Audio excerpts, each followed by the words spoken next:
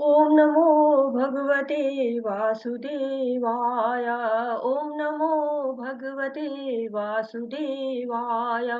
ओम नमो भगवते वासुदेवाय। ओम अज्ञानातिमिरान्धस्य ज्ञानञ्जनं शलाकया चक्षुरुन्मीलितं येन तस्मै श्रीगुरुवे नमः। श्रीचैतन्यमनोभीष्टं स्थापितं येन भूतले स्वयंरूप कदा मह्यं ददाति स्वपदान्तिकम्। वन्देऽहं श्रीगुरु श्रीयुतपदकमलं श्रीगुरून् वैष्णवांश्च श्रीरूपं साग्रजातं सगण रघुनाथान्वितं तं सजीवं साद्वैतं सावधूतं परिजनसहितं कृष्णचैतन्यदेवं श्रीराधा कृष्णपादान् सहगण ललिता श्रीविशाखान्वितांश्च। हे कृष्ण करुणा सिंधु दीनबंधु जगतपते गोपेश गोपिका कांत राधा कांत नमस्तुते। तप्त कांचन गौरांगी राधे वृंदावनेश्वरी वृषभानुसुते देवी प्रणमामि हरिप्रिये। नमो विष्णुपदाय कृष्णपृष्ठाय भूतले श्रीमति भक्ति वेदांत स्वामिन् इति नामिने। नमस्ते सरस्वती देवे गौरवाणी प्रचारिणे निर्विशेषा शून्यवादी पश्चातदेशतारिणि। जय श्री कृष्ण चैतन्या प्रभु नित्यानंद श्री अद्वैत गदाधर शिवासादि गौर भक्त वृंद। हरे कृष्णा कृष्ण कृष्ण हरे हरे हरे राम राम राम हरे हरे। हरे कृष्ण कृष्ण कृष्ण हरे हरे हरे राम राम राम हरे हरे। श्रील प्रभुपाद जी के द्वारा श्रील प्रभुपाद जी की जय हो। और आज हम अपना शुरू कर रहे हैं 9वां अध्याय। और 8 अध्याय हमने पूरे कर लिए हैं और 9वें अध्याय की तरफ हम बढ़ रहे हैं। और इस अध्याय का नाम है राजगुह्य योग, परम गुह्य ज्ञान। तो आचार्यों ने इसको नाम दिया है परम गुह्य ज्ञान और राजगुह्य योग इसका नाम है। तो भगवत गीता के एकदम बीचों बीच में हम पहुंच गए, 9वें अध्याय में पहुंच गए हैं। 18 अध्याय इसमें है और 9वां अध्याय के बीच में जब एकदम से आएंगे तो बिल्कुल आधे आधे में हम पहुंच जाएंगे भगवत गीता के। तो एक लंबा रास्ता हम लोगों ने तय कर लिया है। तो 18 दिनों में जो भगवत गीता हम समझ रहे हैं उसकी इस यात्रा के हम हर एक शब्द को आध्यात्मिक गुरु अपने श्रील प्रभुपाद जी को समर्पित करते हैं। और साथ ही साथ राधा गोविंदा मंदिर के अध्यक्ष हैं और इस ऑनलाइन पाठ्यक्रम के जनक है, जिन्होंने ये अवसर दिया हुआ है कि हम सब मिलकर इस ऑनलाइन पाठ्यक्रम का आनंद ले सकें, उनको भी सशत नमन करते हैं।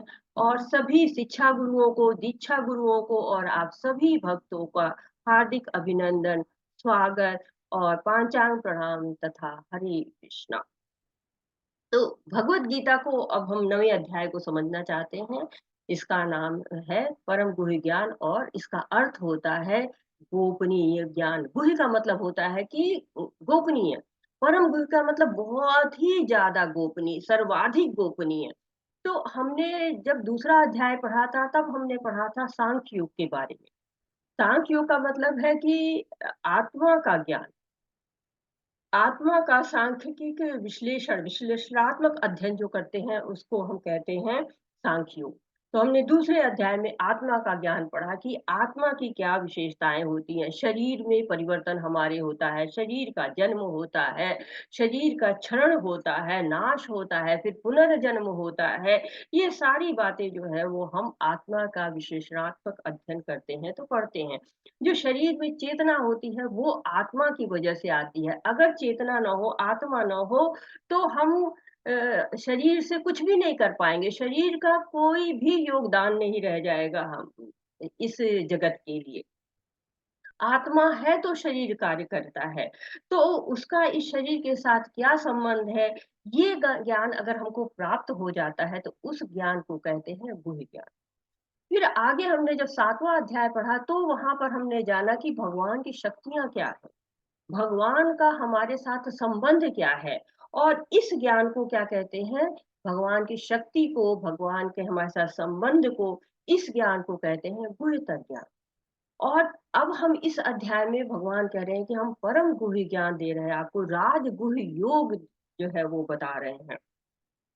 इसके पहले थोड़ा-सा 7वें अध्याय पर नज़र डालते हैं, तो 7वें अध्याय में ह कुछ शब्द उन्होंने प्रयोग किए थे भगवान ने, जिसके आधार पर 8वें अध्याय में प्रश्न आया था, और 8वें अध्याय में भगवान ने उसका उत्तर भी दिया है। तो उनका प्रश्न था कि ब्रह्म क्या है? तो ब्रह्म अविनाशी जीव जो है उसको ब्रह्म कहा जाता है। आध्यात्म क्या है? ब्रह्म का स्वभाव होता है कि वह भगवान का दासत्व स्वीकार करे, भगवान की सेवा करे, ये आध्यात्म होता है। कर्म क्या होते हैं? सकाम कर्मों को, जो वैदिक शास्त्रों के अनुसार मान्य होते हैं, उनको कहा जाता है कि कर्म के रूप में। और अधिभूत यानी कि जो ये भौतिक प्रकृति है वो अधिभूत कहलाती है, जो विराट स्वरूप है भगवान का वो अधिदैव कहलाता है, और इन सारे तपों का, जो सारे यज्ञ होते हैं, उनका भोक्ता कौन है? परमात्मा है, जो हमारे हृदय में आसीन रहता है। और जीवन का जब हमारा अंतिम समय होता है, प्रयाण काल होता है, उस समय में हमें क्या प्रयास करना चाहिए कि हम भगवत धाम जा सकें? उसमें बताया गया कि हम अभ्यास के द्वारा भगवान का निरंतर जप करना सीख लें, निरंतर हम भगवान का जप करने का जब अभ्यास हमें हो जाएगा, तो अंतिम समय में हम भगवान को याद कर पाएँगे।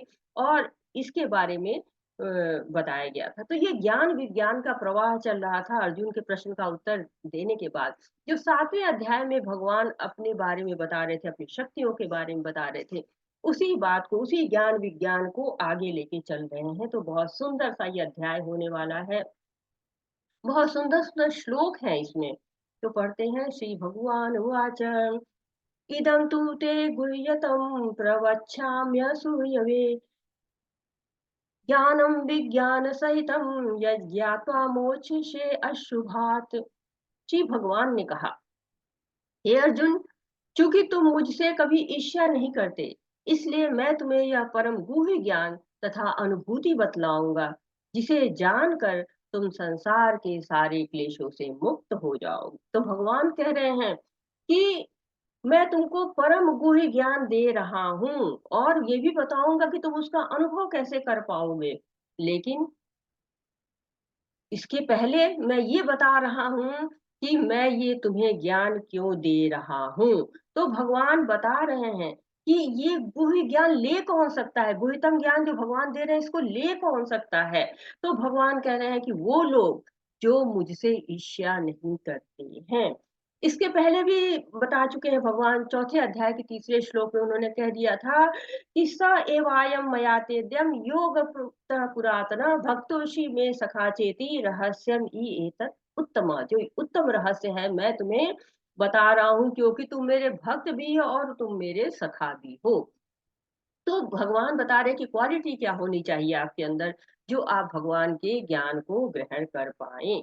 तो ईर्ष्या नहीं होनी चाहिए। ईर्ष्या अगर होती है तो भगवान के ज्ञान को आप नहीं ले सकते। हम उदाहरण के तौर पे देखते हैं, जैसे शिशुपाल थे, भगवान के संबंधी थे, लेकिन उनको ईर्ष्या थी कि मुझे चुना जाना चाहिए इस अच्छे पद पर, उनको क्यों चुना जा रहा है। ईर्ष्या करते हैं, और ईर्ष्या करने के कारण वो भगवान को नहीं जान पाते हैं।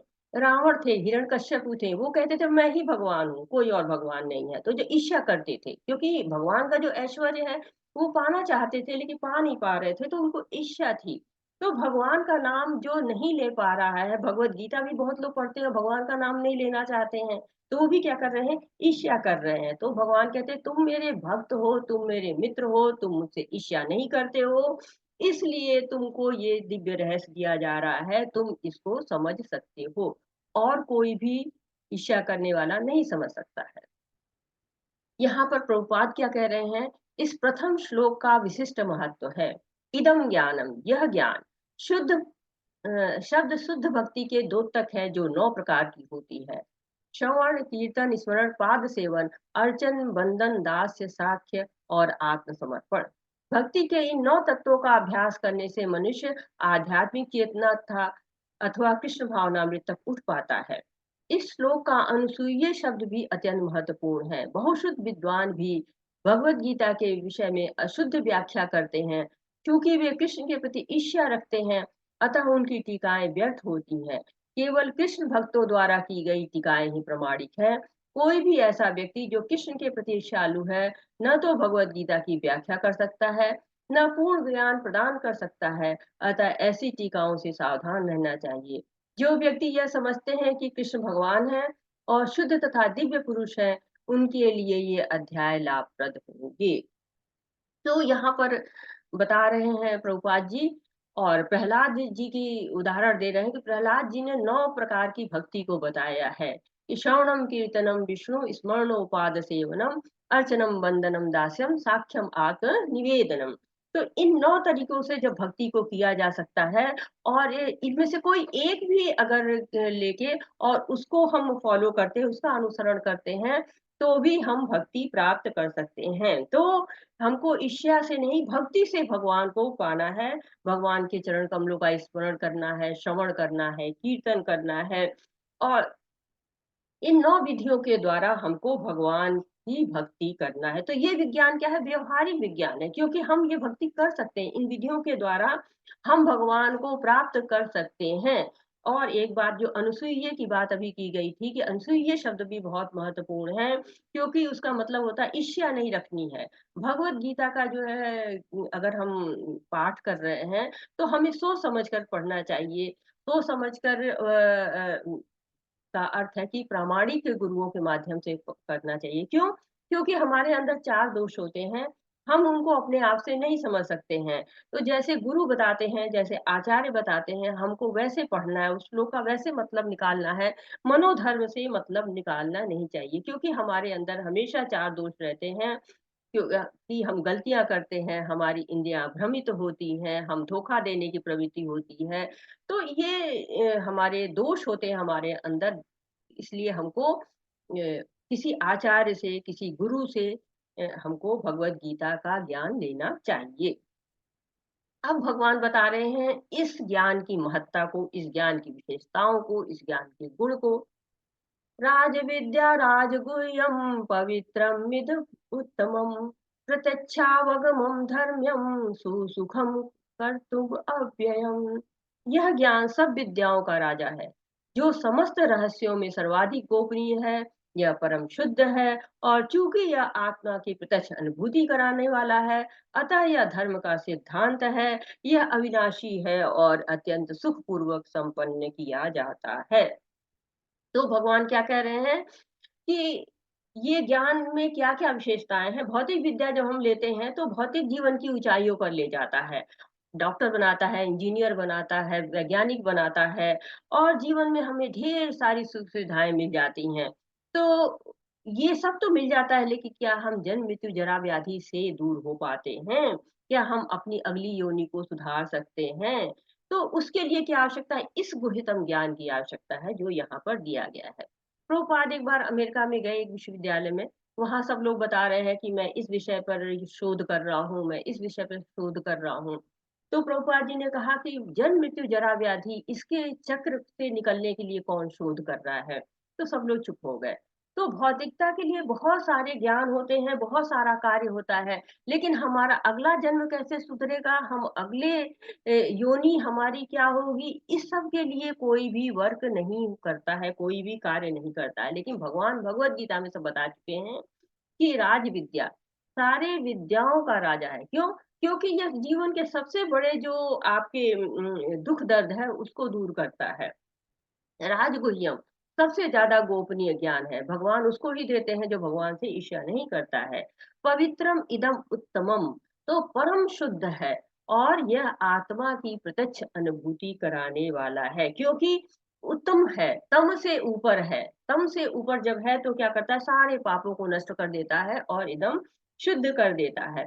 धर्म्यम धर्म का सिद्धांत है, क्योंकि कहते हैं धर्म तू साक्षात भगवत प्रणीतम, तो भगवान के को जानना, भक्तों के संग जानना, यही धर्म का सिद्धांत होता है।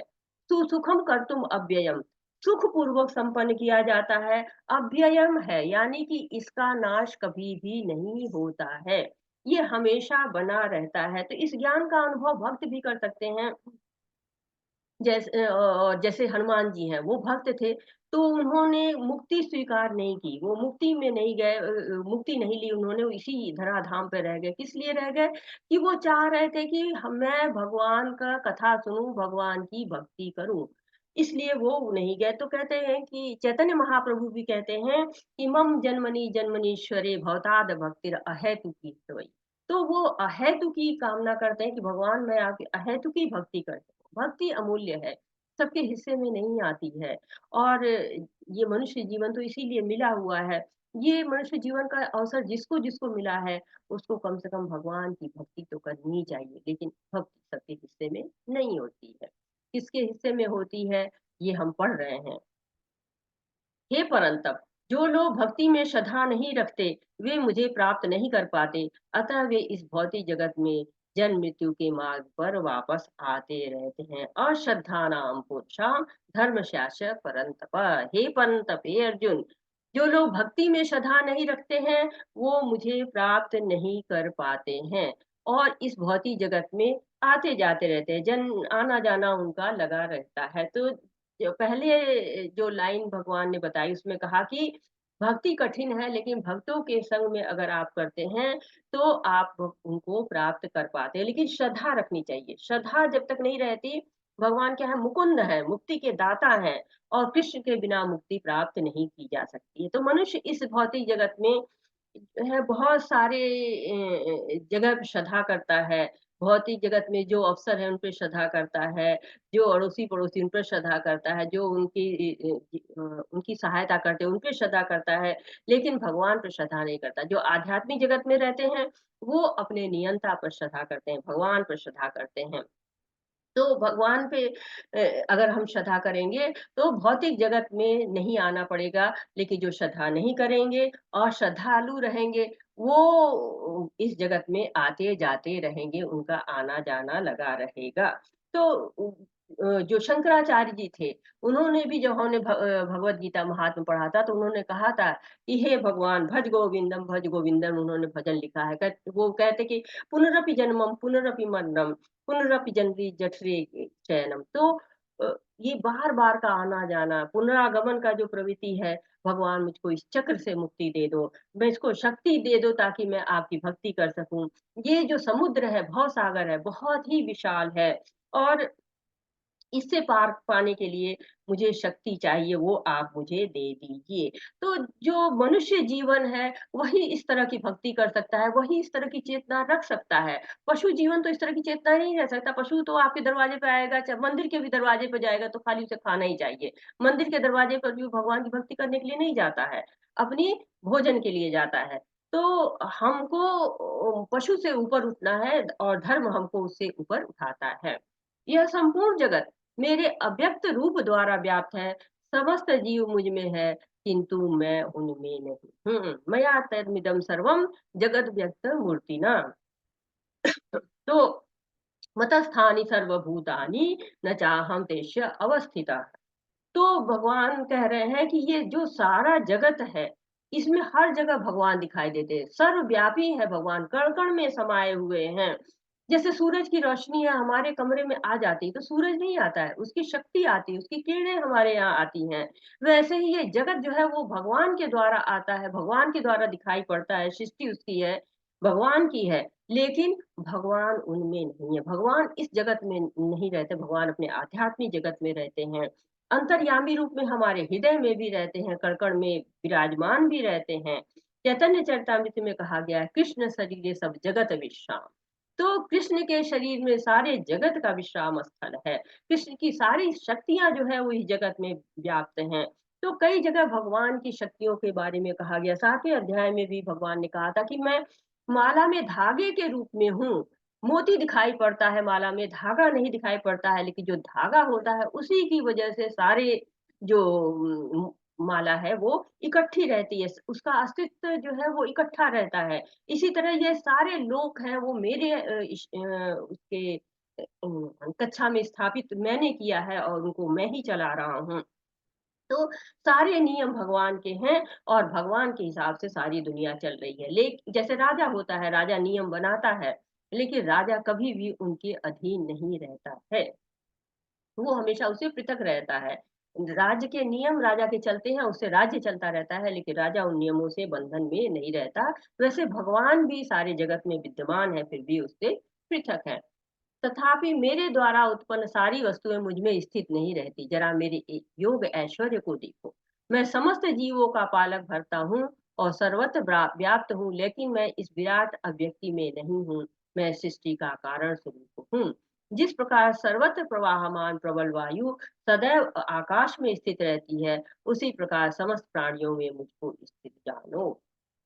तो भगवान स्वयं कह रहे हैं कि मेरे योग ऐश्वर्य को देखो। ये भगवान का योग ऐश्वर्य, गुह्यतम ऐश्वर्य है भगवान का, गुह्यतम ज्ञान है, योग ऐश्वर्य है भगवान का। तो ये बता रहे हैं भगवान की मैं मुझे साधारण मत जानो, मेरा बहुत ज्यादा ऐश्वर्य, सारी वस्तुएं क्या है, मेरे द्वारा ही चल रही हैं, मैं ही सृष्टि का कारण स्वरूप हूँ। अनादिरादि गोविंद सर्व कारण कारणम। तो मैं इनका पालन करता भी हूँ, मैं इनका विनाश करता भी हूँ, मैं इनका सृष्टि करता हूँ भी हूँ, सब मैं हूँ। भगवान इस धराधाम पे आते हैं और तरह तरह की लौकिक अलौकिक जो है वो लीलाएं करते रहते हैं, अपनी भगवत्ता को भी दिखाते हैं और भक्तों को प्रसन्न भी करते रहते हैं। गोवर्धन पर्वत उठाते हैं, असुरों को मार देते हैं। ये सब उनकी क्या है कि भगवत्ता है। लेकिन साथ ही साथ ही वो बच्चों जैसे अठखेलियां भी करते हैं, माखन चुराते हैं, साधारण बच्चों की तरह से यशोदा को प्रसन्न करने की कोशिश करते हैं। तो भगवान इन सारे तरह से क्या करते हैं, अपने योग ऐश्वर्य को दिखाते हैं। कहते हैं, सर्वत्र प्रवाहमान प्रबल वायु आकाश में स्थित रहती है। बहुत ज़्यादा आकाश विशाल है, यहाँ से वहाँ तक देखते रह जाइए, आपको आकाश का ओर छोर नहीं दिखाई देगा। और वायु, वायु कितनी मुश्किल है कि उसको बाँधना बहुत ही मुश्किल है, उसको अर्जुन जैसे लोग ही बाँध सकते हैं, बाकी सब लोग नहीं बाँध सकते हैं, इतनी प्रबल उसका वायु गतिमान है। देखिए जब भूकंप आता है, कितने बड़े-बड़े पेड़ उखड़ जाते हैं, हाथी-हाथी जैसे बड़े-बड़े जानवर उखड़ जाते हैं। तो भगवान की जो है वो कह रहे हैं कि आकाश में जैसे ये प्रबल वायु को बिल्कुल कैद है, उसी में रहती है, उसके बाहर नहीं जाती है, वैसे ही सभी प्राणियों में मैं स्थित हुई हूँ। तो भगवान का ये अचिंत ऐश्वर्य है, हमारे सबके चिंतन से परे है। हम सोच भी नहीं सकते हैं कि भगवान हमेशा देखिए कि कितने पुराने हैं कि वो कह रहे हैं कि सूर्य लोक को, सूर्यदेव विवस्वान को उन्होंने भगवत गीता सुनाई थी। और कहाँ युवा दिखते हैं, जब युद्ध हो रहा है, अर्जुन के उनके साथ सारथी बने बैठे हुए हैं, तब भी वो बिल्कुल यौवन रूप में है, युवा रूप में ही हैं। अगर इतनी सारी ऐश्वर्यों को देखने के बाद भी उनको हम साधारण मनुष्य समझते हैं, तो क्या करते हैं? हम उनको कम आँकते हैं, हम उनकी ऐश्वर्य को समझ ही नहीं पाते हैं, हम मूर्खों की श्रेणी में गिन जाएँगे, क्योंकि हम इतना सब देखने के बाद, इतने ऐश्वर्य देखने के बाद भी समझ नहीं पा रहे हैं। मय्याध्यक्षेण प्रकृति सूयते सचराचरम् हेतुनानेन कौन्तेय जगद्धि परिवर्तते। हे कुंती पुत्र, यह भौतिक प्रकृति मेरी शक्तियों में से एक है और मेरी अध्यक्षता में कार्य करती है, जिससे सारे चर तथा अचर प्राणी उत्पन्न होते हैं। इसके शासन में यह जगत बारंबार सृजित और विनष्ट होता रहता है। तो भगवान क्या कह रहे हैं कि जो ये प्रकृति है, भौतिक प्रकृति, ये भी बहुत शक्तिशाली है, विशाल सृष्टि है, प्रकृति कितनी विशाल है, हम इसका ओर छोड़ नहीं पाते हैं। हम सारे इतिहास, भूगोल सब पढ़ डालते हैं, लेकिन तब भी हम इसको पूरी तरह से समझ नहीं पाते हैं। और इस सृष्टि को कौन चला रहा है? भगवान चला रहे हैं, भगवान की शक्तियों में से एक है। उनके कहने से प्रलय होता है, उनके कहने से सृष्टि होती है और हर कल्प में सृजन होता है, प्रलय होता है। 100 साल ब्रह्मा जी का होता है, उसके बाद पूरी तरह से सृष्टि महाविष्णु में विलीन हो जाती है। ऐसे ही जैसे कि मकड़ी कोई जाला बुनती है और जाला बुनती है, उसमें सारे जीव फँस जाते हैं, लेकिन मकड़ी नहीं फँसती है। मकड़ी हमेशा उसमें विचरती रहती है और अंत जब होता है तो उस मकड़ी को स्वयं उस जाले को निगल जाती है मकड़ी। वैसे ही भगवान सृष्टि करते हैं, चलाते हैं, पालना करते हैं और उसके बाद उसको स्वयं में ही विलीन कर देते हैं। तो ये जगत बार-बार आता है, जाता है, बार-बार सृजित होता है, बार-बार विनष्ट इसका होता है। तो भगवान की शक्ति को इस रूप में हम समझ सकते हैं, भगवान सारे गुह्यतम ज्ञान हमको दे रहे हैं। अब क्या कह रहे हैं? अजानान्ति मां मूढ़ा मानुषी तनुमाश्रितम् परम भावम जानन्तो मम भूत महेश्वरम। तो भगवान यहाँ पर अब क्या बता रहे हैं? अब वो बता रहे हैं कि ये जो मूढ़ लोग हैं, अब हम 7वें अध्याय में हमने देखा था कि कुछ लोग ऐसे होते हैं जो कि मूर्ख होते हैं और अधम होते हैं और ऐसे लोग होते हैं जिनका ज्ञान माया ने हर लिया होता है, साथ ही साथ असुर होते हैं। अब ये ऐसे लोग क्या होते हैं, ये भगवान को नहीं जानते हैं, उपहास करते रहते हैं भगवान का। जब भगवान आते हैं अपने भौतिक रूप दिखता है देखने में, लेकिन होते क्या है? होते हैं वो दिव्य रूप में। लेकिन ऐसे जो मूर्ख लोग होते हैं वो नहीं समझ पाते हैं और उनका उपहास करते हैं। जैसे रावण उपहास करता था, हिरण्यकश्यप उपहास करता, बता तेरा भगवान कहाँ है? या शिशुपाल उपहास करते हैं। तो युधिष्ठिर की सभा में भी बहुत ही जो है वो भगवान को अपशब्द कहा गया उनके शिशुपाल के द्वारा और 99 क्या 100 गलतियों तक माफ किया उन्होंने और 100वीं गलती के बाद जो है उनको माफी नहीं दी उन्होंने, भगवान ने उनको वध कर दिया। तो दुर्योधन भी भगवान को नहीं समझ पाया क्योंकि विराट स्वरूप दिखाया था, उसके बाद भी वो नहीं समझ पाया। और तो मूर्ख लोग हैं, भगवान सामने प्रकट हो जा रहे हैं, बता रहे हैं कि मैं ही भगवान हूँ, लेकिन उसके बाद भी वो समझ नहीं पाते हैं। तो ये मूर्ख लोगों के लिए श्लोक दिया गया है कि मूर्ख लोग भगवान को नहीं, मानुषी मनुष्य होते हुए भी वो भगवान को नहीं जान पाते हैं। अब देखिए गाय है वो दूध देती है और गाय दूध देती है, घास खाती है। अब आज तक इतना ज़्यादा लोग वैज्ञानिक हैं, इतना अधिक सारा ज्ञान इकट्ठा कर लिया है, लेकिन उसके बावजूद भी क्या होता है? ऐसा कोई मशीन नहीं बना पाया जिसमें एक तरफ से घास डालो, दूसरी तरफ से दूध निकल जाए। तो ये भगवान की इतनी व्यवस्था है कि कोई मशीन आज तक नहीं बनी। अभी भी जो कार्य हो रहे हैं उसी पे मशीन बनाई जाए, अच्छा ये दिख रहा है, इसको बनाते हैं, ये दिख रहा है, इसको बनाते हैं। लेकिन ऐसा कुछ भी नया नहीं, चावल का एक दाना भी नया नहीं ला पाए जो भगवान ने ना बनाया हो। तो सारा कार्य भगवान कर रहे हैं लेकिन तब भी जो मूढ़ होते हैं वो नहीं विश्वास करते हैं। ये भी इसी श्लोक में भी इनके बारे में ही कहा जा रहा है। मोघाशा मोघ कर्माणो मोघ ज्ञानाविचेतसः राक्षसीमासुरी चैव प्रकृतिं मोहिनीं श्रिता। जो लोग इस प्रकार मोहग्रस्त होते हैं वे आसुरी तथा नास्तिक विचारों के प्रति आकृष्ट रहते हैं। इस मोहग्रस्त अवस्था में उनकी मुक्ति आशा उनके सकाम कर्म तथा ज्ञान का अनुशीलन सभी निष्फल हो जाता है। तो भगवान क्या बता रहे हैं कि मोहग्रस्त लोगों के बारे में बता रहे हैं कि जो लोग आसक्त होते हैं, उनकी आसक्ति भौतिक जगत में रहती है, उनके बारे में बात रहे, भगवान की तरफ उनकी आसक्ति नहीं रहती, वो आसुरी होते हैं, नास्तिक विचार जानते हैं, इनकी बुद्धि जो है वो राक्षसी आसुरी बुद्धि है। तो ऐसे लोग क्या होते हैं, इनकी मोघ आशा, जो आशाएं रहती हैं, मोह कर्माणु जो सारे उनके कर्म रहते हैं, मोघ ज्ञाना जो उनके ज्ञान होता है, वो सारा कुछ व्यर्थ हो जाता है। क्यों? क्योंकि वो भगवान के आश्रित नहीं होते हैं। वो दैवी प्रकृति के संरक्षण में नहीं रहते हैं, वो भगवान की महिमा को नहीं गाते हैं। वो किसकी महिमा को गाते हैं? जो है वो भौतिक जगत की महिमा को गाते हैं या फिर वो अपनी महिमा को गाने लगते हैं कि मैं ही भगवान हूँ, मैं ही भगवान हूँ। तो ये ऐसे मोहग्रस्त लोग होते हैं। आगे के श्लोक क्या कह रहे हैं? जब भगवान ने अभी बताया कि ऐसे लोग हैं जो कि मूढ़ हैं, आसुरी प्रकृति के हैं, नास्तिक हैं, तो अब जो है वो दूसरे लोग के बारे में बता रहे हैं जो कि भक्त होते हैं, भगवान की महिमा को गाते हैं। प्रभु जी पढ़ेंगे आप इसको? हरे कृष्णा। हरे कृष्णा प्रभु जी।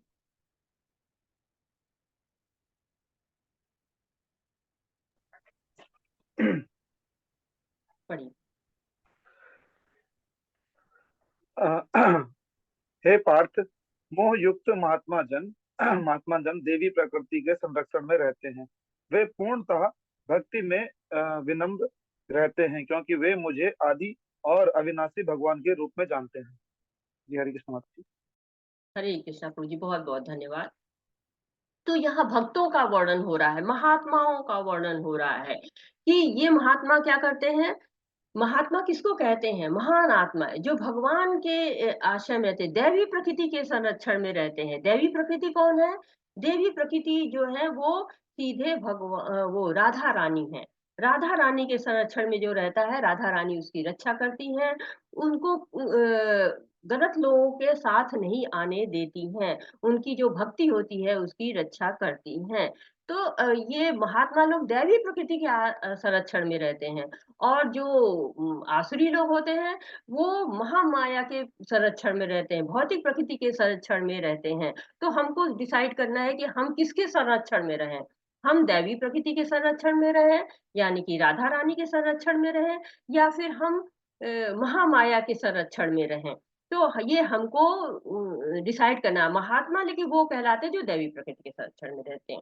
और वो क्या कहते हैं, मनसा वाचा कर्मणा से भगवान की सेवा करते रहते हैं।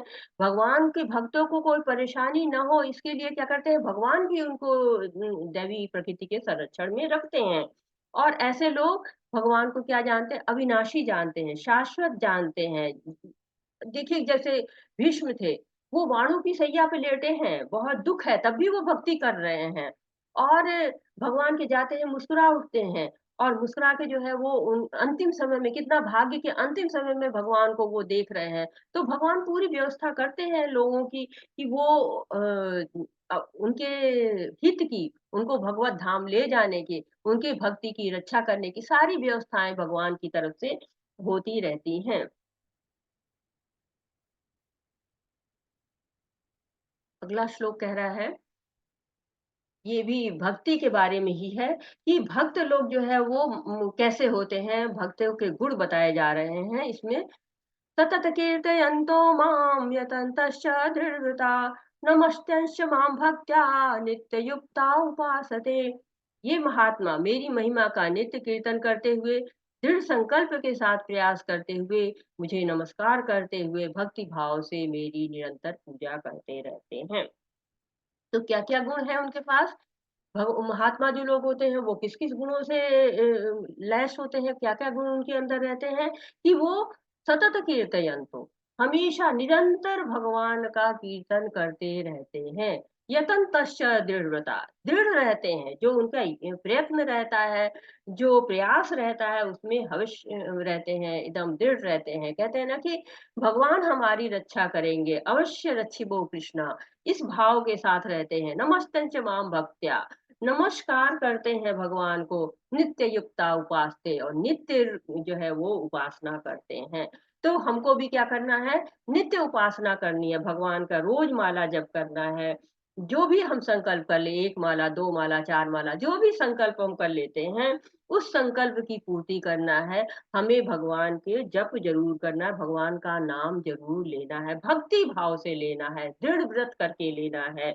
तो क्योंकि ऐसी कोई मशीन भी नहीं बनी हुई है कि जो इधर से आप व्यक्ति को डाले उधर से महात्मा बन जाए, ऐसी कोई मशीन भी नहीं बनी है, ऐसा कोई मंत्र भी नहीं बना है। यही मंत्र है, हरे कृष्णा कृष्ण कृष्णा हरे हरे, हरे राम राम राम हरे हरे। इसी को जपते जपते लोग महात्मा बन जाते हैं, नित्य युक्त उपासना करते। तो ये लक्षण अगर किसी में है तो वो महात्मा है, अन्यथा वो महात्मा नहीं है। प्रभुपाद जी से किसी ने पूछा था कि आप कह रहे हैं कि 16 माला जप करो, तो कहाँ लिखा है? किस शास्त्र में लिखा हुआ है कि 16 माला जप करो? तो भगवान ने कहा कि नहीं, ये नहीं लिखा हुआ है कि 16 माला जप करो, ये लिखा हुआ है कि सतत कीर्तयन्तो मां, सतत कीर्तन करो, 24/7 कीर्तन करो। मैं तो 16 ही माला कह रहा हूँ, उसमें तो सतत लिखा हुआ है। तो ये भगवान कह रहे हैं, और जो लोग महात्मा हो जाते हैं, वो सतत कीर्तन करने भी लगते हैं, धीरे-धीरे उनके अभ्यास में आ जाता है। यहाँ पर भगवान हमसे अपना रिश्ता बता रहे हैं कि पिताहमस्य जगतो माता धाता पितामह वेद पवित्र ओंकार ऋक्साम यजुरेव च। मैं इस ब्रह्मांड का पिता माता आश्रय तथा पितामह हूँ। मैं ये जानने व शुद्धिकरण में ओंकार हूँ। मैं ऋग्वेद सामवेद तथा यजुर्वेद भी हूँ। तो यहाँ पर बताया जा रहा है कि भगवान क्या है? हमारे माता हैं, हमारे पिता हैं, हमारे आश्रय हैं, हमारे पितामह हैं, अपना संबंध बता रहे हैं। कि तो हम कहेंगे कि भगवान सब है तो हमें भी तो हमारे माता-पिता भौतिक मिले हुए हैं, तो वो भी तो भगवान के ही अंश हैं। भगवान के ही बीज प्रदाता पिता हैं और उनके अंश से ही सब लोग आए हुए, तो भगवान पितामह के पितामह के पितामह के पितामह के पितामह के पितामह न जाने कितने पितामह जोड़ने पड़ेंगे। तो वो उस रूप में है, लेकिन हम पितामह के आगे की गिनती जानते नहीं, कोई शब्द जानते नहीं, इसलिए लिखा गया कि माता-पिता है, आश्रय है, सब जानते हैं कि आश्रय है, हम भगवान के आश्रय के सिवा कोई दूसरा आश्रय नहीं है और पितामह हैं। तो इस ब्रह्मांड के रचयिता, पालक, प्रलय करने वाले, संहार करता, सब कुछ भगवान है। साक्षात ओंकार जो है वो भगवान है। भगवान कह रहे हैं कि मैं जानने योग्य हूँ और मैं ओंकार हूँ। वो ओंकार हूँ जिसको कहने से सारे जो है वो शुद्धिकरण हो जाता है। वो ओंकार मैं हूँ। मैं ऋग्वेद हूँ, सामवेद हूँ, यजुर्वेद हूँ। सारे वेद जो है वो मैं हूँ, ये बताया चला जा रहा है। तो भगवान ही जो है वो हमारे संबंध उनके साथ है, वो हमारे बीज प्रदाता पिता हैं। तद है कि मैं ही लक्ष्य पालन करता स्वामी साक्षी धाम शरण असली तथा अत्यंत प्रिय मित्र हूँ। मैं सृष्टि तथा प्रलय सबका आधार आश्रय तथा अविनाशी हूँ। तो गति भरता प्रभु, तो भगवान क्या है? गति भरता है, यानी कि जो लक्ष्य है हमारा, कौन है? भगवान है। वैसे तो गति की बात अगर भौतिक की जगत में की जाती है, तो कहते हैं कि गति का मतलब चलना होता है भौतिक प्रकृति में। सृष्टि चल रही है, चंद्रमा चल रहा है, पृथ्वी अपनी धुरी पे चल रही है, सूर्य चल रहा है, तो यहाँ गति का मतलब चलना होता है, चलकर पहुँचना है। गति भरता यानी जो लक्ष्य है उसको वो कौन है? वो भरता है, वो भरण-पोषण करने वाला है हमारा, प्रभु है, पाल भगवान है वो। तो वो हमारे खाने-पीने, सोने, उठने, बैठने सबकी व्यवस्था करता है। तो हम उम्र जैसे कि पिता होते हैं, वो बाहर से आते हैं, पैसा कमा कर लाते हैं, थक के आते हैं, तो क्या करते हैं, हम उनकी पानी लेके दौड़ते हैं, सेवा करते हैं। वैसे ही भगवान इतना सब दे रहे हैं हमको, तो हमें भी उनकी सेवा करनी चाहिए। भगवान जो है वो चाहते हैं ना कि हमारी सेवा करो। जब पिता लौट के आता चाहता है कि हमको बच्चे हैं, घर है, जो भी लोग हैं, हमारी सेवा में आएँ। वैसे ही हमको भगवान भी चाहते हैं कि हमारी सेवा करो। क्योंकि मैं सुहृद सर्वभूतानां हूँ, मैं जो है वो सबका मित्र हूँ, सबका हितैषी हूँ, तो मेरी सेवा करनी चाहिए। तो गति भरता लक्ष्य कौन है? भगवान है। पालनकर्ता कौन है? भगवान है। स्वामी भगवान है। साक्षी सारी चीज़ों को देखने वाले परमात्मा रूप में हृदय में निवास करते हैं और हमारे सारे अच्छे-बुरे कर्मों को देखते रहते हैं। शरण स्थली भगवान है और अत्यंत प्रिय मित्र भी हैं और अविनाशी बीज भी है, आश्रय भी है, आधार भी है। इस ब्रह्मांड का आधार वही है। अगर वो ना चाहे तो सूर्य और धरती सब थम जाए, एक जगह पे हो जाए और जो ये व्यवस्था चल रही है, ये चलनी बंद हो जाए। अब यहाँ पे क्या कह रहे हैं कि हे अर्जुन, मैं ही ताप प्रदान करता हूँ और वर्षा को रोकता तथा लाता हूँ। मैं ही अमृत हूँ और साक्षात मृत्यु भी हूँ। आत्मा तथा पदार्थ, सत तथा असत दोनों मुझ में ही हैं। तो हरे कृष्णा प्रभु जी, कई हैंड्स रेज़ हो रहे हैं। तो कोई प्रश्न है, क्या है? प्रश्न बाद में ले लेते हैं प्रभु जी। जी, जी, जी, माता जी, बात नहीं लेंगे प्रश्न। बाद में ले लेते हैं। अगर कोई डिस्टर्बेंस हो तो आप बता सकते हैं, आवाज़ नहीं आ रही हो या साउंड कुछ ऐसी प्रॉब्लम हो तो नहीं, नहीं प्लीज़ माता जी, आप क्लियर है चैट आवाज़। में लिखिए। तो कहते हैं अर्जुन से भगवान क्या कह रहे हैं कि मैं ही ताप प्रदान कर रहा हूँ, मैं ही वर्षा को रोक भी रहा हूँ, मैं उसको ला भी रहा हूँ।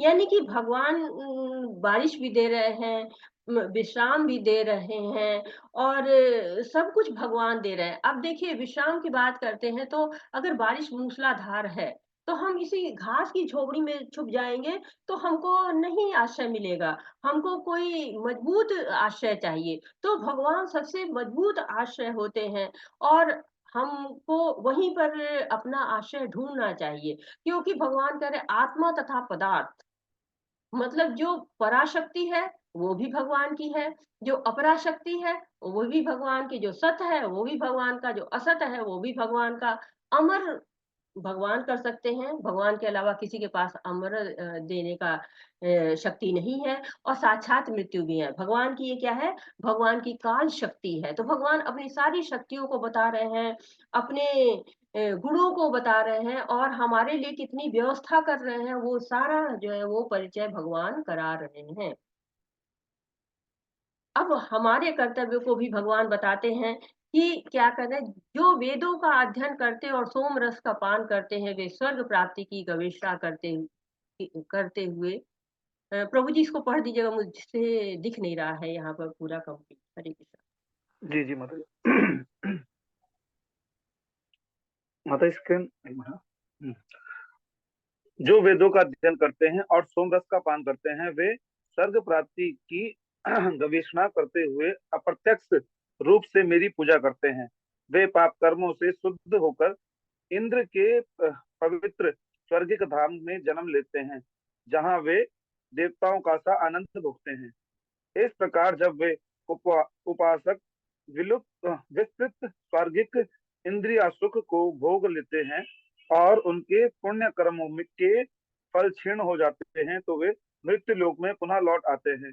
इस प्रकार जो तीनों वेदों के सिद्धांतों में दृढ़ रहकर इंद्रिय सुख की गवेषणा करते हैं, उन्हें जन्म मृत्यु के चक्र चक्र ही मिल पाता है। हरे कृष्ण माता जी। हरे कृष्णा प्रभु जी, बहुत बहुत धन्यवाद। तो क्या कह रहे हैं कि जो वेदों का अध्ययन करते हैं, मतलब बहुत से लोग वेदों में जो कर्म कांड वाला भाग होता है उससे बहुत ज्यादा प्रभावित होते हैं। क्यों? क्योंकि वो स्वर्ग चाहते हैं। तो उन्होंने सुन रखा है कि स्वर्ग में बहुत आनंद मिलता है, तो बहुत से आकर्षित होते रहते हैं उसके, स्वर्ग के भोगों को भोगना चाहते हैं। तो वो यज्ञ करते हैं और तप करते हैं, पुण्य कर्म करते हैं ताकि स्वर्ग जाना जाए। स्वर्ग का जो है वो उनको बहुत ही ज़्यादा आकर्षण रहता है। सोमरस का आकर्षण रहता है कि जाएँगे तो सोमरस पिएँगे, उसका भी आकर्षण रहता है। तो लोगों में ये जो है वो धामों में जाने का, देवताओं का से आनंद लेने का बहुत इच्छा होता है। तो ये पहुँच तो जाते हैं, स्वर्ग लोग पहुँच जाते हैं क्योंकि सारे अच्छे कर्म करते हैं। परंतु भगवत धाम वो नहीं पहुंच पाते हैं। तो जो वास्तविक तत्व को नहीं जानते हैं, जो भगवान का वास्तविक तत्व जिनको पता ही नहीं है, वो भगवान से विमुख हो जाते हैं और भौतिक आनंद के लिए, स्वर्ग लोक के उच्च लोकों के आनंद के लिए बहुत सारे सकाम कर्म करते हैं और इस आवागमन के चक्र में फंसे रहते हैं। वेदों में जो कर्म कांड है और उपासना कांड है, ज्ञान कांड है, तो उसके सबको छोड़ के केवल कर्म कांड में उलझे रहते हैं और जब उनके पुण्य कर्म क्षीण हो जाते हैं, तो फिर मृत्यु लोक में वापस आते हैं। जो स्वर्ग लोक होते हैं या उच्च लोक होते हैं, उनकी अवधि बहुत लंबी होती है, बहुत दिनों तक का चलता है। तो काफ़ी समय तक वो भोग करते हैं जब उनके पुण्य काल क्षीण हो जाते, पुण्य के जो किए रहते हैं वो काल छीन हो जाता है, तब वो फिर वापस आ जाते हैं और फिर ये जन्म मृत्यु के चक्र में ही वो लगे रहते हैं। जैसे कि यहाँ चित्र दिखाया जा रहा है कि जब नीचे की ओर जा रही है, ढलान की ओर जा रही, भौतिक भोगों के लिए जा रहे हैं, तो क्या है कि नीचे की ओर गिरते चले जा रहे हैं। लेकिन जब ऊपर ले जाना होता है, उच्च लोगों की तरफ जाना है, भगवत धाम की तरफ जाना है, अब छोटे-मोटे उच्च लोग के लिए तो थोड़ा-सा चलना है। लेकिन अगर भगवत धाम जाना है, कल हम लोगों ने गोलोक चार्ट में देखा था कि कितनी ऊँचाई पर भगवान का धाम है। तो वहाँ तक जाना है तो हमको स्पेशल प्रयास करना पड़ता है, भगवान की सेवा करनी पड़ती है। जैसे फेरी व्हील दिखाया है कि हम पुण्य कर्म करते हैं तो हम इस फेरी व्हील से ऊपर तक पहुँच जाते हैं। लेकिन जैसे ही हमारी फेरी व्हील खत्म हो जाती है, हम फिर यहाँ आ जाते हैं। ये दोनों में अंतर दिखाया है कि अगर आप जो है नीचे आते हैं, तो आप बड़े आसान से जो है नीचे उतर जाते हैं और नीचे पहुँच जाते हैं। लेकिन अगर उच्च लोकों को जाना है, भगवान के धाम को जाना है, तो प्रयास करना पड़ेगा। भगवत धाम जाने के लिए प्रयास करना चाहिए। यहाँ पर हमने पुण्य लोक करके यहाँ तक पहुँचे हैं, लेकिन जब नीचे आ जाना मृत्यु लोक, तो फिर ये चक्कर, ये फेरी व्हील घूमता रहता है, जन्म मृत्यु का चक्कर हमको लगा रहता है।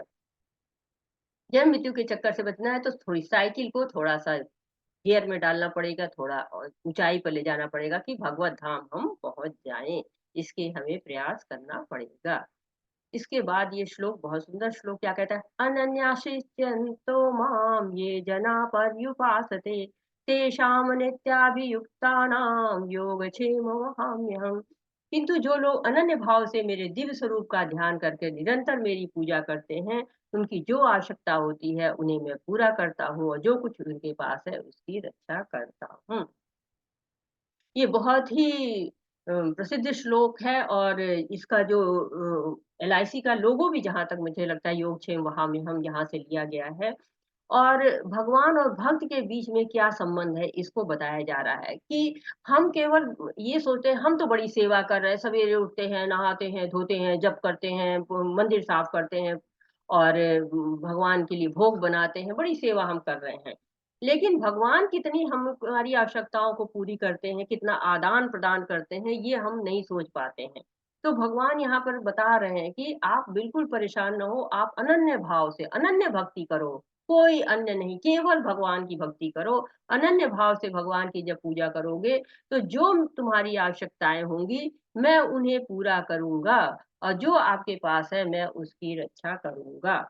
अब लोग समझते हैं कि अच्छा ठीक है, अब भगवान हमारे पास आएँगे और बिल्कुल हमारे गेट पे चौकीदारी करेंगे, जो भी हमारा सोफ़ा, बेड है सब रक्षा करेंगे, नहीं, भगवान ये सब की रक्षा नहीं करते हैं। भगवान वो रक्षा करते हैं जिसकी आपको भक्ति में ज़रूरत है, किससे आपके भक्ति के मार्ग में कोई अड़चन ना आए, जितनी आपने तपस्या की हुई है, उस तपस्या को ही रक्षा करते हैं कि कहा ना कि फिर अगले जन्म में वो तपस्या जाती है, वो भक्ति हमारी अगले जन्म तक जाती है। कैसे जाती है? भगवान रक्षा करते हैं, तभी तो जाती है। भक्ति मार्ग में जितनी अड़चनें हैं, आध्यात्मिक कार्यों में जितनी तकलीफें आ रही हैं, उनको सबको रक्षा करते हैं। जो आध्यात्मिक कार्य से फल मिल रहे हैं, उन फलों की रक्षा करते हैं। और 10.10 में अभी बताएँगे भगवान की ददामि बुद्धि योगम तम, बुद्धि देते हैं भगवान कि हम भगवान की भक्ति कर सकें, श्रवण कर सकें, कीर्तन कर सकें और भगवान बुद्धि देते हैं, रास्ता बताते हैं कि कैसे आपको कहाँ पर को अच्छा गुरु मिलेगा, कैसे आपको भगवान के भक्त मिलेंगे, जिसके द्वारा आपकी भक्ति जो है वो पुष्पित होगी, पल्लवित होगी, आगे बढ़ेगी। जैसे ध्रुव भगवान हैं, ध्रुव महाराज हैं। तो ध्रुव महाराज को ने तपस्या की थी कि हाँ मुझको वो राज्य चाहिए जो भगवान दे मुझे कि पिता से भी बड़ा राज्य हो। क्योंकि माता ने उनको गोद से उतार दिया था तो पिता से बड़ा राज्य चाहते थे ताकि मैं राजा बन के बैठूँ। तो उन्होंने प्रयास किया भक्ति के लिए। माँ से पूछा कि माँ भगवान कहाँ मिलेंगे? तो माता ने कहा जंगल में मिलेंगे। तो जंगल में चले जाते हैं। जंगल में अब उन्होंने कौन-सा भगवान को देखा हुआ है, तो सबसे पूछते हैं भगवान कहाँ है? तुम भगवान हो? जो भी शेर, भालू, कुत्ता, हिरन जो भी दिख रहा है सबसे दौड़-दौड़ पूछ रहे हैं, तुम भगवान हो? तुम भगवान हो? भगवान कहाँ पर रहते हैं? भगवान कहाँ मिलेंगे? तब भगवान उनको नारद जी को भेजते हैं और नारद जी उन्हें बताते हैं कि तुम तो बहुत छोटे हो जाओ घर पे जाओ। कहते नहीं, मुझे भगवान चाहिए, मुझे भगवान से बड़ा राज्य माँगना है। और नारद जी उनको रास्ता बताते हैं, भक्ति करते हैं, बहुत कठिन तप करते हैं, एक पैर पे खड़े होके बिना कुछ खाए-पिए, बालू खा के, पत्तियाँ खा के, बहुत कठिन तप करते हैं। और जब भगवान उनके सामने आते हैं तो क्या कहते हैं? कहते हैं कि मैं तो काँच का टुकड़ा माँग रहा था, आप तो मुझे हीरा मिल गया है, मुझे कुछ नहीं चाहिए। लेकिन भगवान भी तो कितने दयालु हैं, भगवान भी उनको भक्ति देते हैं, राज-पाट देते हैं, ध्रुव लोक देते हैं। तो भगवान हमेशा भक्तों की रक्षा करते हैं। भक्तों को जो चाहिए भक्ति के लिए जितनी सुविधाएँ हैं सब देते हैं। ये भगवान वचन देते हैं। अगला श्लोक कह रहा है ये यन्य देवता भक्ता यजन्ते श्रद्धयान्विताः ते अपि मामेव कौन्तेय यजन्त्या विधिपूर्वकम्। हे कुंती पुत्र, जो लोग अन्य देवताओं के भक्त हैं और उनकी श्रद्धा पूर्वक पूजा करते हैं, वास्तव में वे भी मेरी पूजा करते हैं, किंतु वे त्रुटि पर पूर्ण ढंग से करते हैं। तो ये देवताओं की बात हो रही है कि देवताओं की कुछ लोग पूजा करते हैं, श्रद्धा पूर्वक करते हैं, अच्छी तरह से करते हैं, लेकिन क्या है अविधि पूर्वकम भगवान ने कहा था त्रुटिपूर्ण ढंग से करते हैं। क्योंकि भगवान की पूजा अगर आप करते हैं तो ये सारे देवी-देवताओं की पूजा हो जाती है, सब देवी-देवता प्रसन्न हो जाते हैं। जैसे कि हनुमान जी हैं, अब हनुमान जी की अगर आप भक्ति करते हैं तो बहुत अच्छी बात है, हनुमान जी प्रसन्न होते हैं। लेकिन अगर राम की भक्ति करते हैं आप तो भगवान और ज़्यादा हनुमान और ज़्यादा प्रसन्न होते हैं। तो आप अगर देवी-देवताओं की भक्ति करते हैं तो देवी-देवता उतने प्रसन्न नहीं होंगे। लेकिन अगर आप भगवान कृष्ण की उपासना करते हैं तो सारे देवी-देवता प्रसन्न हो जाते हैं। तो भगवान की पूजा करनी चाहिए, त्रुटिपूर्ण ढंग से पूजा नहीं करनी चाहिए। यहाँ पर भगवान यही कह रहे हैं कि ठीक है, और देवताओं की पूजा करते हैं, श्रद्धापूर्वक करते हैं, लेकिन अप्रत्यक्ष रूप से वो मेरी पूजा ही कर रहे हैं। अगर वो मेरी पूजा डायरेक्ट करना शुरू कर दें, तो वो विधि पूर्वक पूजा होगी। यान्ति देवव्रता देवान्, पितृ यान्ति पितृव्रता, भूतानि यान्ति भूतेज्या, यान्ति मद्याजिनोऽपि माम्। जो देवताओं की पूजा करते हैं वो देवताओं के बीच जन्म लेंगे, जो पितरों की पूजा करते हैं वो पितरों के पास जाते हैं, जो भूत प्रेतों की उपासना करते हैं वो उन्हीं के बीच जन्म लेते हैं, और जो मेरी पूजा करते हैं वो मेरे साथ निवास करते हैं। तो भगवान बहुत अच्छी तरह बता रहे हैं कि आप जहाँ पर पूजा करेंगे, जिसकी पूजा करेंगे आप वहीं जाएंगे। देवताओं की पूजा करेंगे तो देवताओं के पास जाएंगे, पितरों की करेंगे तो पितरों के पास जाएंगे, भूत प्रेतों की उपासना करेंगे, भूत प्रेतों के पास जाएँगे, सबके अपने-अपने लोक हैं और आप वहाँ जाएँगे, आप भगवान के भगवत धाम नहीं पहुँच पाएँगे। जो भगवान की पूजा करेंगे, वो भगवत धाम में निवास करेंगे। अब आप रेलवे प्लेटफ़ॉर्म पे खड़े होके और चाहेंगे कि हवाई जहाज़ की यात्रा करें, तो नहीं हो सकता है। हवाई जहाज़ पे एयरपोर्ट पे जाएँगे और चाहेंगे रेलवे से यात्रा हो, तो नहीं हो सकता है। आप जहाँ पे जाएँगे, आपको वही मिलेगा।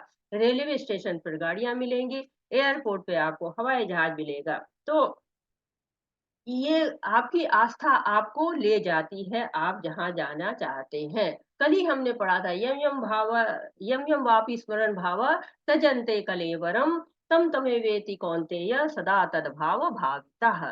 तो हम अंत काल में जिसको स्मरण करते हैं या पूरे जीवन जिसका जिसका स्मरण करते हैं, जिसके हम पूजा करते हैं, हमारा वही गंतव्य निर्धारित हो जाता है। इसके बाद भगवान बहुत सुंदर सा श्लोक देख रहे हैं, और ये हमने पढ़ा था ना कि सुसुखम कर्तु अव्ययम, तो ये सुख से किया जाता है, बहुत सरलता के साथ हो जाता है। पत्रम पुष्पम फलम तोयम यो मय भक्त्या प्रयच्छति तदहम भक्ति उपहृतम मश्नामि प्रयत आत्मनः। यदि कोई प्रेम तथा भक्ति के साथ मुझे पत्र पुष्प फल या जल प्रदान करता है तो मैं उसे स्वीकार करता हूँ। तो भगवान कुछ नहीं माँग रहे हैं, खाली प्रेम माँग रहे हैं और भाव माँग रहे हैं।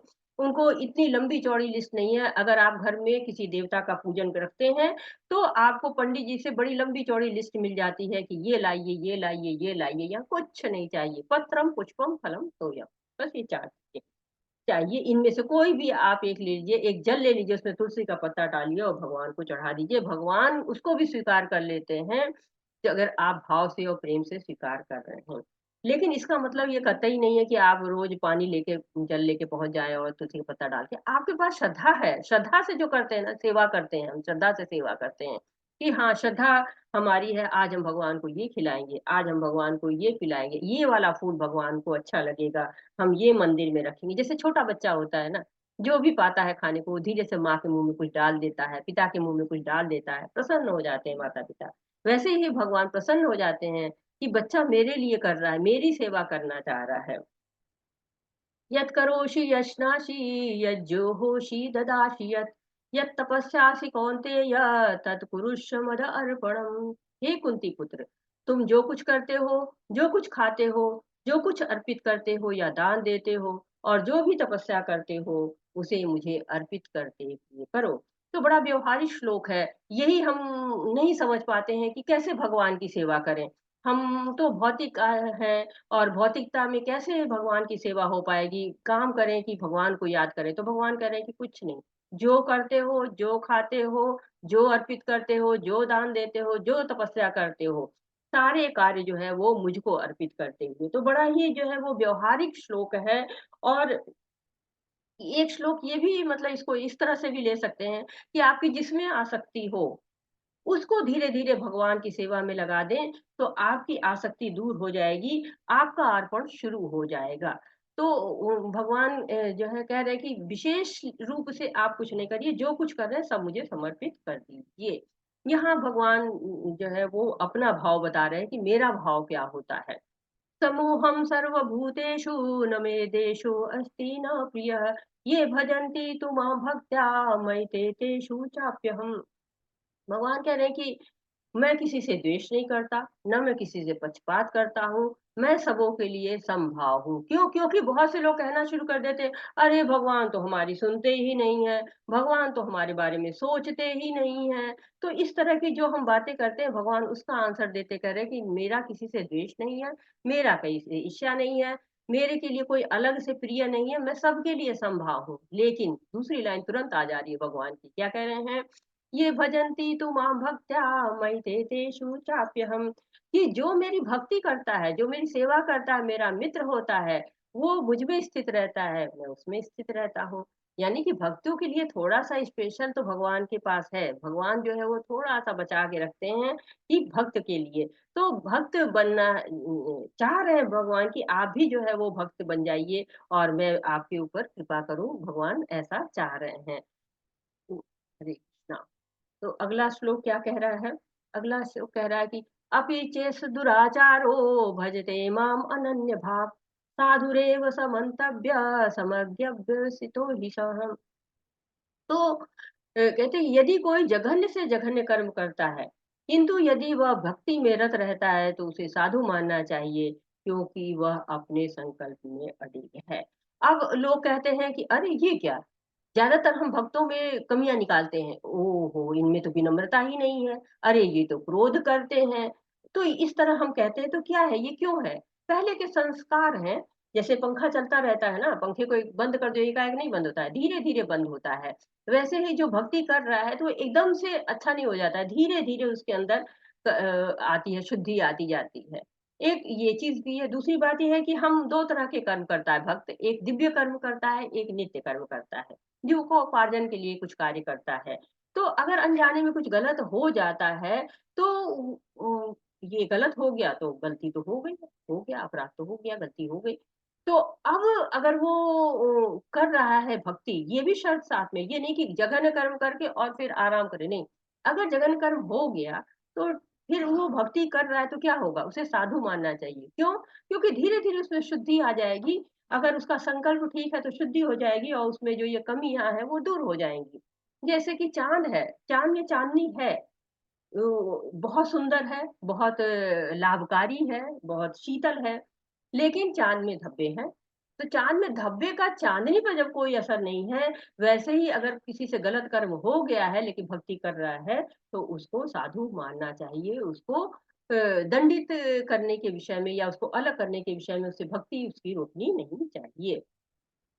मां हि पार्थ व्याप्शित्य येऽपिषु पापयोनयः स्त्रियो वैश्यास्तथा शूद्रास्ते यान्ति परां गतिम्। हे पार्थ, जो लोग मेरी शरण ग्रहण करते हैं, वे भले ही निम्न जन्म स्त्री वैश्य तथा शूद्र क्यों न हो, वे परम धाम को प्राप्त करते हैं। तो भगवान बता रहे हैं कि भक्ति सभी लोग कर सकते हैं और भक्ति करके चाहे निम्न जन्मा स्त्री हो, चाहे शूद्र हो, चाहे श्रमिक हो, कोई भी हो, सभी लोग परम धाम को प्राप्त कर सकते हैं। ये भगवान का कहना है कि देखिए कुंती महारानी थी, द्रौपदी थी, वो लोग स्त्री थी, तभी वो लोग जो है वो भगवान की बहुत बड़ी भक्त थी। और साथ ही साथ जो प्रहलाद महाराज थे, वो असुरों के घर से थे, असुरों के में जन्म हुआ था, फिर भी उन्होंने परम धाम को प्राप्त किया था। मुझे लगता है कि कोई एक श्लोक छूट गया बीच में। हाँ, ये श्लोक हम थोड़ा-सा ले लेते हैं, पीछे रह गए थे कि क्षिप्रं भवति धर्मात्मा शश्वत्थन्ति निगच्छति कौन्तेय प्रतिजानहि न मैं भक्ति प्रणश्यति। तो ऐसा नहीं है कि बहुत अवधि है कि इतने दिन में आप जो है वो 10th क्लास जो है वो 10 सालों में पास करोगे, 12 सालों में पास करोगे या फिर जो है इंटर करने के लिए आपको हाई स्कूल पास होना चाहिए और फिर हाई स्कूल करके 2 साल लगेंगे, 3 साल, ऐसा कोई भी अवधि नहीं है। आप जो है वो क्षिप्रम तुरंत धर्मात्मा बन सकते हैं। और कैसे? क्योंकि आप भगवान को भक्ति एकदम तुरंत आपके अंदर भक्ति प्रकट हो जाती है, तुरंत बहुत बड़े आप भक्त बन जाएँ तो। और भगवान कुंती से पुत्र से कह रहे हैं कि निडर होकर घोषणा कर दो मेरे भक्त का कभी विनाश नहीं होता है।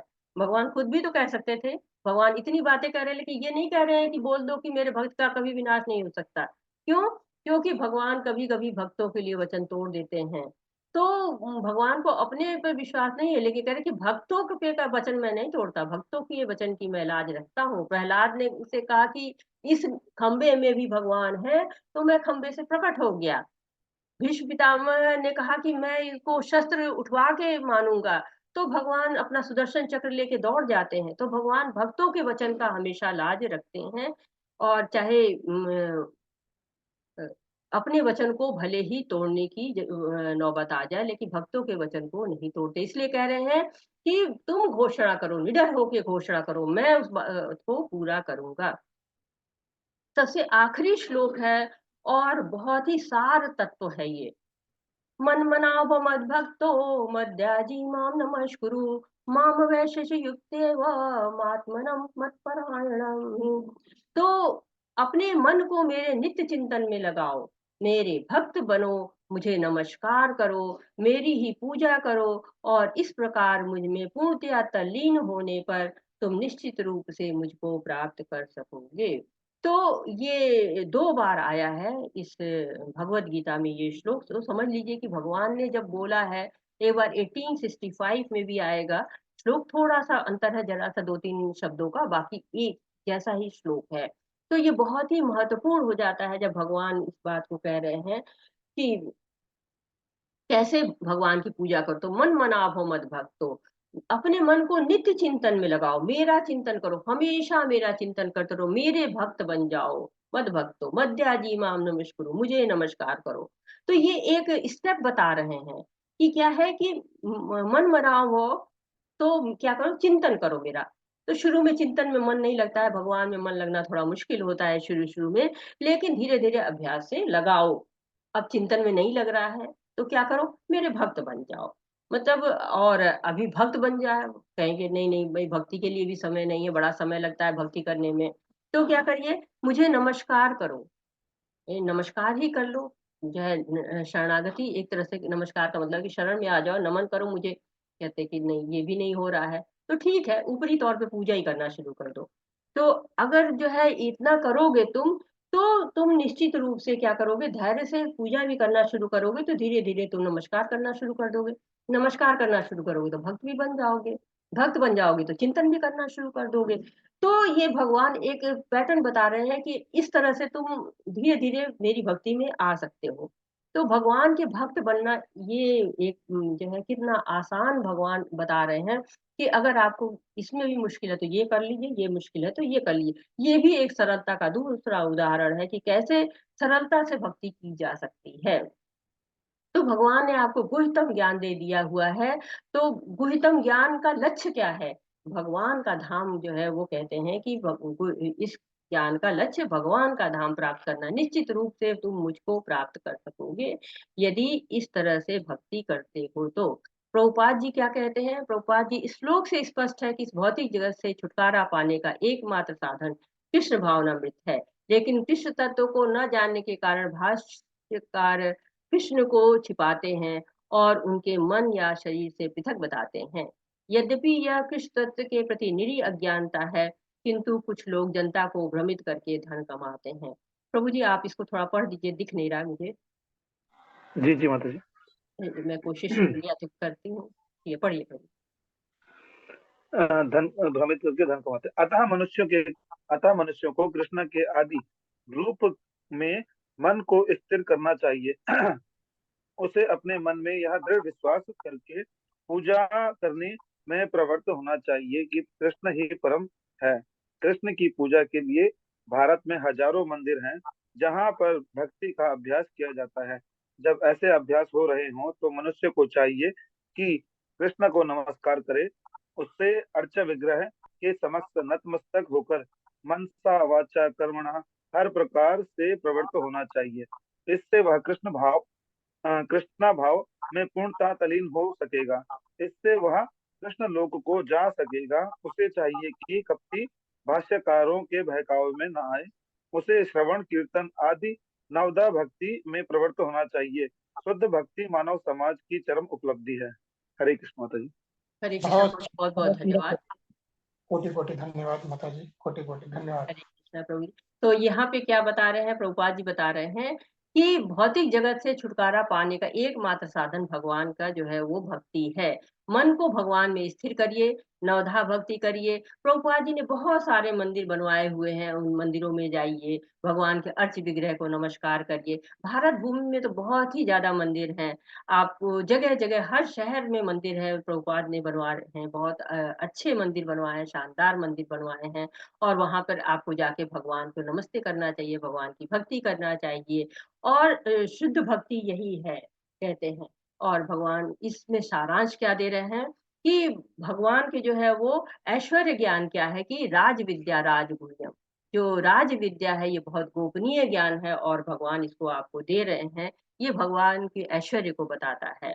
कैसे हम कृष्ण को अप्रोच कर सकते हैं, कैसे प्राप्त कर सकते हैं, तो सतत कीर्तयन्तो मां, लगातार भगवान का चिंतन करके हम भगवान को प्राप्त कर सकते हैं। स्वीटनेस ऑफ एक्सक्लूसिव डिवोशन, कैसे जो है वो भक्ति बहुत मधुर हो सकती है, तो हो सकती मन मना भवत भक्तो मद्याजी मां नमस्कुरु, मेरा चिंतन करो, मुझे नमस्कार करो, मेरी पूजा करो, मेरे भक्त बनो। तो इन भक्ति के माध्यम से ही हम कर सकते हैं। तो कह रहे हैं ना कि जाना हो जब भगवत धाम तो टिकट कटाओ हरि नाम। तो ये हमारा यही अध्याय समाप्त होता है। वाञ्छाकल्पतरुभ्यश्च कृपा सिन्धुभ्य एव च पतितानां पावनेभ्यो वैष्णवेभ्यो नमो नमः। अनंत कोटि वैष्णव वृंद की जय। शीला प्रभुपाद की जय। हरे कृष्णा कृष्ण कृष्णा हरे हरे, हरे राम राम राम हरे हरे। हरे कृष्णा। कोटि कोटि धन्यवाद माता जी, कोटि कोटि धन्यवाद। बहुत सुंदर। आज हम अपने इस बैच के मध्य में आ गए। 9 अध्याय हमने आज पूर्ण कर लिया और इसके बाद 9 अध्याय और हमारा शेष रहता है। आप सबों से पुनः एक ही विनती, आप सब क्विज को जरूर करते रहें। क्विज प्रश्नोत्तरी करने में बहुत आसान है। आप इनरोल करिए। जिन प्रभु माता जी को कोई दिक्कत हो वो अपने एडमिन को टैग करके उनसे अपनी सहायता लें या यहाँ पे क्लास में चर्चा करें उस बारे में, क्योंकि एक साथ इकट्ठा मुश्किल हो जाएगा। अभी आप प्रतिदिन समझते हैं, आराम से आप उसको कर सकते हैं। और जैसा कि आज अमित प्रभु जी ने कहा कि जिन माता जी प्रभु जी को आगे रिसाइटेशन में सर्विस सेवा देनी है वो आज की लिंक को टैग करके और उस पर अपना फॉर्म भर लें। हरे कृष्णा माता जी। जिन हरे प्रभु कृष्णा माता प्रभु जी। को प्रश्न बहुत हो, बहुत धन्यवाद प्रभु जी, आपने बहुत उचित जानकारियां दी हैं और पूरे सेशन बहुत सहयोग किया है। हम अब प्रश्न ले सकते हैं कि जो कोई प्रश्न हो, कोई सुझाव हो, कुछ आप ऐड करना चाहते हो तो बहुत ही ज्यादा आपका वेलकम है, सुस्वागतम। आप रख सकते हैं प्रश्न। जी, तो जिनका भी प्रश्न है कृपया रेज हैंड करें और अमित प्रभु जी उनको बारी बारी से अवसर देंगे। माता जी जो है ना उसका समाधान देंगे। जी प्रभु जी, वैसे इससे मतलब 43 बैच में प्रश्नोत्तरी कम ही थे। लोगों ने प्रश्न सभी कम ही पूछे इस 43 बैच में। सभी संतुष्ट है, इसका मतलब प्रभु जी, इसका मतलब यही हुआ। कोई प्रश्न जी है तो रेज हैंड कर सकते हैं आप लोग। रेज हैंड करने का तरीका आपको पता होगा, नहीं पता हो तो आप पूछ सकते हैं चैट में लिख। जी नहीं माता जी,